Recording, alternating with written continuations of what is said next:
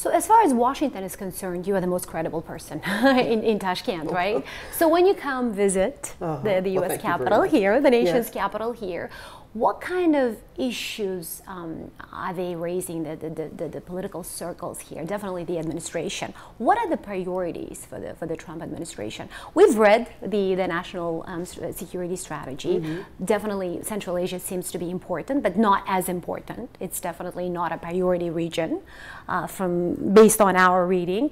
But as the relationship with Pakistan is souring, the Central Asian stock seems to be rising here in Washington. Well, what I would say is we want to put this in context. What I think is interesting and important is that the South Asia strategy, the South and Central Asia strategy, specifically mentions Central Asia.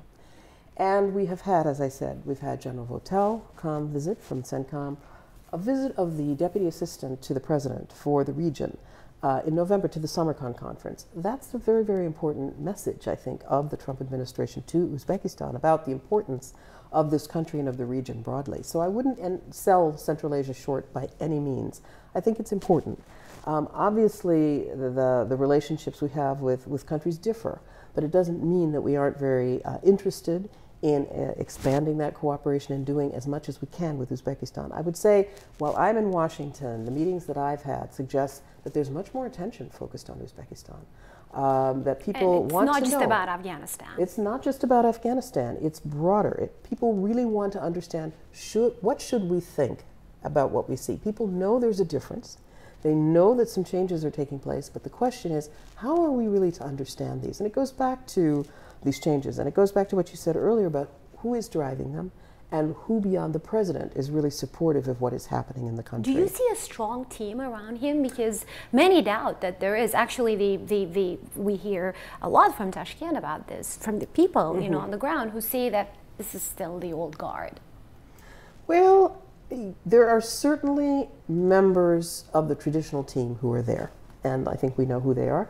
And we're actually very grateful that some of them are there. I think the foreign minister has proven to be an extremely valuable contributor to the president's success with this idea of the more open regional policy and working more closely with And you have worked with Abdulaziz Kamilov for a long time. For a long time. So I think that we don't want to sell experience short.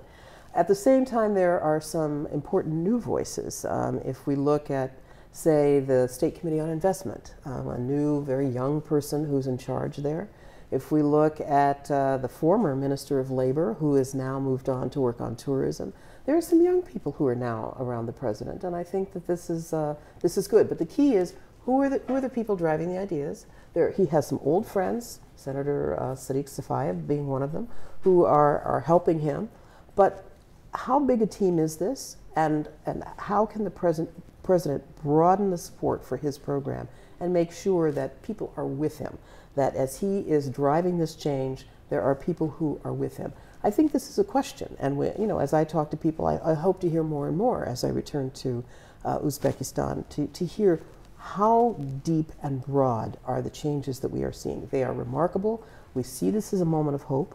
We are encouraged by what we see. The relationship has the potential to grow, but we need to be sure that that there really is enough support for what the president says he's trying to do.